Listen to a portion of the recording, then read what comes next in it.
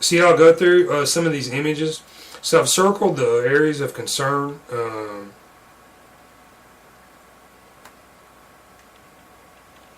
Yeah, I mean, the radiologist, he's not going to give his opinion on these pictures, so I have to.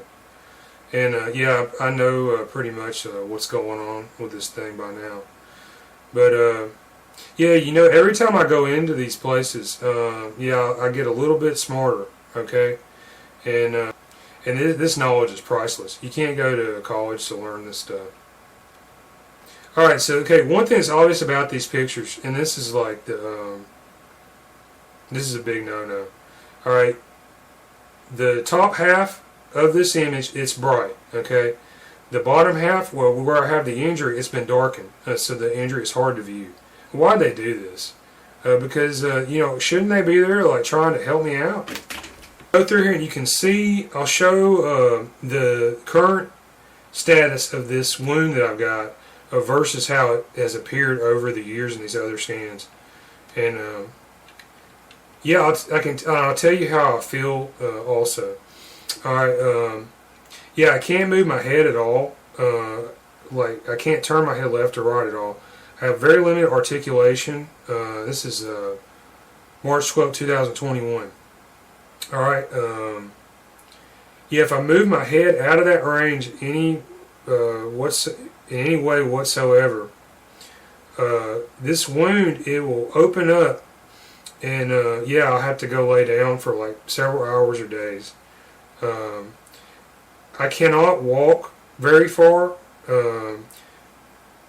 Like if I try to go to Walmart, for example, and walk through a store that size, when I got through like half the store, I'll take a step and then all of a sudden there'll be like a crack back here in this wound area. And then from that point, there's a lot of pain, and every other step that I take, I will hear a crack. So I'll be walking, it'll be like crack, crack, crack, and there's pain. And I'm not sure what this is. I have no clue, but it feels like my neck is broken, but it's not. You can see here my skull is broken. I had parasites and some kind of infection in here. I got antibiotics. I got deworming medicine. I took this stuff. It was effective. I noticed the differences. Yeah, I really had this stuff going on with me. And this stuff worked, and I've removed a lot of that. I think I removed most of that by this point. But yeah, I still have this wound, and it's been like 2 years ongoing. So yeah, I don't know if this thing will ever heal, to be honest. But yeah, I'm trying my best to live through this. Yeah, I mean, I told these people, Matt Warren and Alex Halpern at EXPRESS MRI this, and yeah, look what they did to me. They basically just tried to push me out and back away from doing their job, which I think is this, what they claim. Their claims is a business. I think that the injury that I have, this is like fully within their capabilities to address and to diagnose properly with pride. Yeah, and they should stand by this. But instead, look what's happened. It looks like somebody got scared and ran off or something. It speaks for itself. So yeah, you can see where the anomaly, it matches up, across these different images. I've got some kind of broken bone. It's in the area of the occipital condyle, condylar canal, and in the foramen magnum. And this is like a real serious wound. Doctors out there, you check these pictures out. You can see here, yeah, it looks like where this infection, the parasites and stuff were, my tissue in my head, it looks frazzled, or it looks like kind of wrinkled. And yeah, there were parasites in this area that were eating the flesh in my head and making nests and growing a colony. And this is because St. Vincent's East Hospital, Birmingham, Alabama, Ascension, they repeatedly, I'd go into the ER, they would do these scans, and this wound, it was so serious, so expensive, I had no ability to pay, no insurance, and I got patient dumped, EMTALA violation, and this is what's happened to me. So I had to find out what was going on with this thing on my own, and yeah, I'm not a doctor. I dropped out of high school when I was 16 years old. And yeah, I can only lay on my right side. You can see in some of these pictures where my brain, it looks like it's you know, leaning to one side.